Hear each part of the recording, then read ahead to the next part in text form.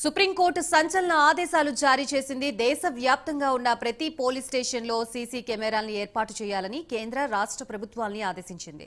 దేశంలోని అన్ని రాష్ట్రాలతో పాటు కేంద్రపాలిత ప్రాంతాల ప్రధాన కార్యదర్శులకు సుప్రీంకోర్టు ఆదేశాలు జారీ చేసింది.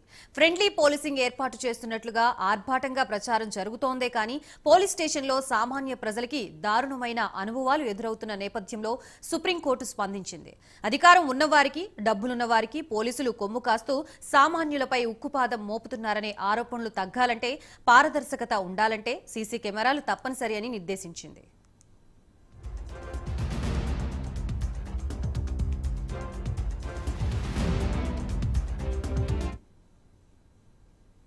తెలుగు రాష్ట్రాల్లోనే కాదు, దాదాపు అన్ని రాష్ట్రాలు, కేంద్రపాలిత ప్రాంతాల్లో సైతం పోలీస్ స్టేషన్లు సెటిల్మెంట్లకి అడ్డగా మారిన ఉదంతాలు ఎన్నో వెలుగులోకి వస్తున్నాయి. లాకప్ డెత్లు, తీవ్ర బెదిరింపులు, దౌర్జన్యంగా వసూళ్లు, అక్రమాలు అండదండగా ఉంటున్నారనే ఆరోపణలతో పోలీస్ వ్యవస్థపై నమ్మకం లేని పరిస్థితి నెలకొంది.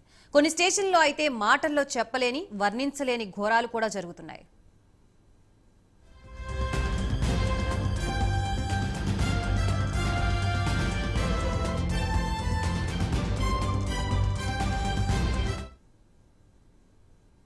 తీవ్రమైన కేసుల్ని పరిశీలించిన సుప్రీంకోర్టు పోలీసుల్లో జవాబుదారీతనం, ప్రజల్లో ప్రశ్నించే ధైర్యాన్ని పెంచి సమాజంలో శాంతి నెలకొల్పాలంటే సీసీ కెమెరాలు తప్పనిసరిగా ఉండాలని నిర్ధారించింది.